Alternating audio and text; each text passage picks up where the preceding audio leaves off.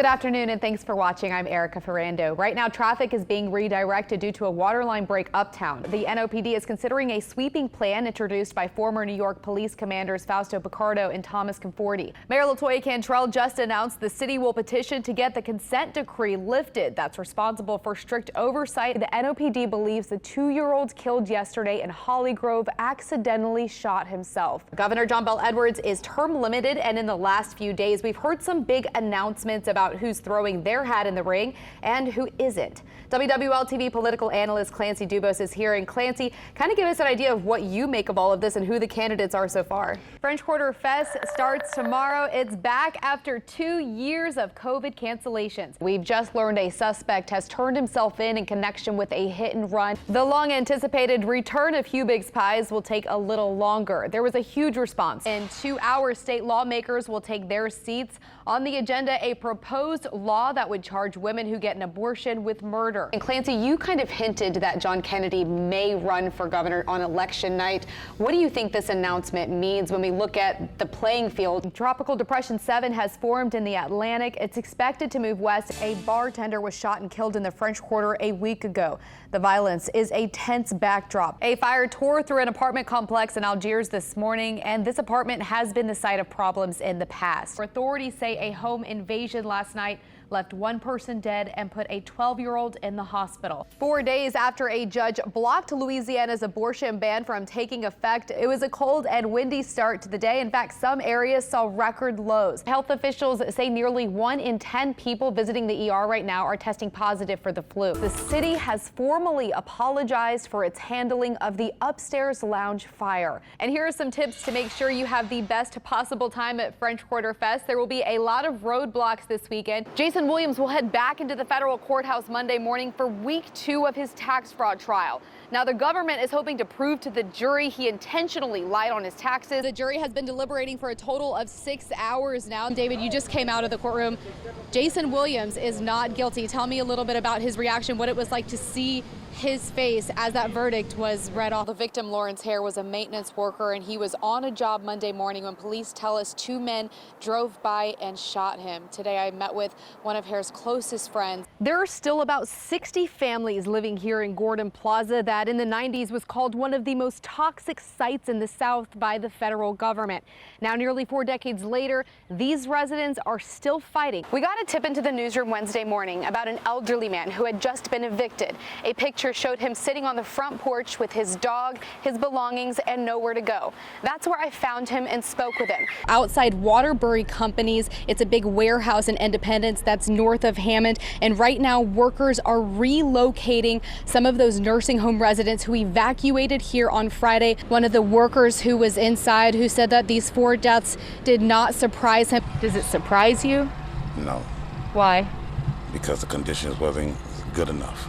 I know it wasn't going to be safe. Guilty on all counts as charged. Jurors deliberated for 5 hours in the jury deliberation room. They have heard 2 weeks worth of testimony from 27 witnesses, including 5 male accusers who claim Jack Strain raped and molested them as teens and boys.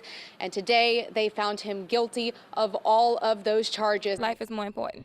I can't imagine how you were feeling. You said your husband was driving home from work. Yes. And you were just home with your youngest daughter. I was crying. You can see that this portion of the old Araby marketplace is in pieces. The tornado caused the roof to collapse into the building. Katie, there are multiple donation drives. Right now we are at Acock Barn in Araby, and this is where United Way has set up one of their drives. When 49-year-old Anthony McGretta wasn't even originally supposed to work Saturday, he had picked up an extra shift when the building came down, and his family says that's the kind of person he was. This is still a search and rescue investigation. So far, 2 bodies have been found, but there is still 1 person who is missing. And now this situation is even more dangerous than we originally thought for those search crews who are heading into the building, because not just one, but both of those cranes in the building are at risk of collapsing. Since they lifted that exclusion zone, we were able to get a little closer, and now we're at the edge of the evacuation zone here on Rampart in St. Louis, and it does look like there are crews down there busy at work. Well, Devin, police say there's no evidence the suspect knew Father Otis or Ruth Pratt prior to Sunday when he allegedly killed them. And at this point, police haven't released a possible motive, but we did learn a lot about the events they believe unfolded Sunday night into Monday morning. She was an angel on earth. A devoted pastoral associate at St. Peter Catholic Church, Ruth Pratt was known as that and much more to her family. An amazing mother, an incredible, devoted grandmother. They called her Mimi, and it's just heartbreaking. Her son-in-law and another son-in-law's brother listened Thursday afternoon as the St. Tammany Parish coroner publicly released her name as the second victim in the Covington double homicide. These are painful and shocking losses for us all. Father Otis and Ruth gave of themselves in service to the people of God. Coroner Dr. Charles Preston says he used surgery records to identify Father Otis, comparing the surgical records to his remains and DNA sampling from Pratt's daughter to ID her. They died of blunt force trauma. We know you're all hurting because we at the Covington PD are hurting also. Police still haven't said the reason they believe the suspect Antonio Tyson killed them, but they shared this investigation began Sunday afternoon just after 7 when Pratt's car was involved in a hit and run, but no one was able to reach her and her phone was pinged in a dumpster. At 3:40 Monday morning, the car was spotted at a Walgreens with Tyson inside.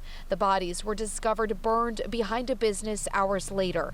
As investigators began searching for surveillance video, they say they learned Tyson rode his bike past Pratt's home Sunday afternoon, then briefly spoke with her and Father Otis. Police say the video shows him later show back up with a knife, then at 6:30 drive away in her car. At this point, we don't have any evidence or proof to say that they had any relationship or he knew them prior to this incident. And according to police, it appears random. As police continue their investigation, families and friends of Father Otis and Ruth Pratt are focusing on the legacies they leave behind. Father Daniel Bruliette at St. Peter Church says Father Otis spent years working as a CPA and felt called to become a priest in his 40s. He had a laugh and a personality that was 4 times his size.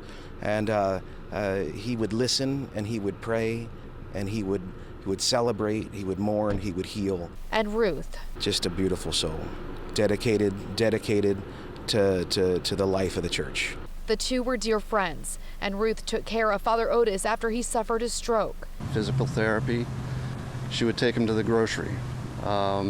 She was a caretaker, and we suspect that Sunday they'd probably gotten together to go over to her house to watch the Saints game. And as many in Covington ask what they can do, Father Bruliette asks for prayers. We know that when we die, the prayers of the faithful that are here are still so important, right? And so please continue to pray for them. The funeral for Father Otis is set for Monday at noon at St. Peter Catholic Church, and Ruth Pratt's family tells us they are still working on arrangements for her. From the coroner's office, Erika Ferrando, Eyewitness News. Just tragic. Thank you so much. Plenty of people are still showing up in person to help too. I spoke with a group of local high schoolers who spent their weekend lending a hand. You can see all over, look. Without a roof over her head. Wind and the glass and the debris coming in and out. Or a place to currently call home. It was scary. It was really scary. I'm not going to say it wasn't. Cynthia Goodman is still smiling. I have to be positive because of the fact that, like I said, when I step to that window and I'm looking at it. A massive tornado. I look through this window here and right coming across that empty lot. I can see it. It was right there. And so it was nothing else for me to do but get on my knees and pray, and God took care of it. I'm still here to tell y'all this story. It's hard to believe she was in this house. Yeah, I live here by myself, but I had my daughter with me when this happened. When the tornado ripped through. It picked me up maybe about 3 inches. Minor cuts aside, they're okay. And I just had time enough to hit the floor and grab something to hold on to. The ashes of her sister, who died 2 years ago, were also safe, giving Goodman hope. The bookshelf was here, and her ashes was there, and my head was right here. So I say my guardian angel now is named Gail. But the mess left behind is too much for any person to handle on their own. Come here, my volunteers. Thankfully, Goodman isn't alone. I'm just blessed, and I'm smiling at him. I say, oh, my. I know if it would have been me, I would want people helping me too. Volunteers with the nonprofit Give for 504 and drill team members with Frederick Douglass High School spent their Sunday helping her pack up what's salvageable. I mean, if there was me, I'd be like, probably be crying right now. Like, you know? I'd be crying right now, you know?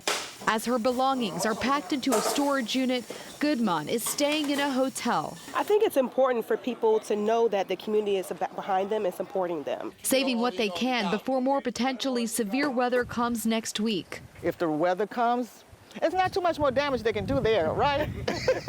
Because this survivor has proven she can weather any storm. I'm just, like I say, I'm blessed, and I still give praise to my Lord and Savior. Residents in Arabi are being asked to pile up debris on the side of the road. St. Bernard Parish road crews have already started picking it up. Our education system is in a crisis. We're experiencing a tremendous shortage in all of our personnel, but amazingly teachers. It is exhausting. Very hard to make ends meet.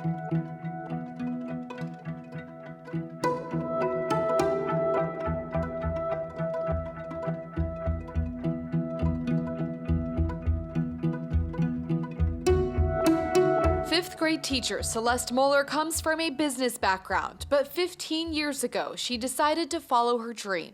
I always felt like a calling to teach and help others and lead. And when she started teaching in St. Tammany Parish, she had what many considered a plum job, teaching in one of the state's most successful districts. When I came in 2002 to transfer fair, I was coming from out of state, it was like 300 people for 10 jobs. Times have changed. That is not the case anymore. We have 92 teacher vacancies. We haven't even gotten to the retirees. The retirees, we won't know those until May.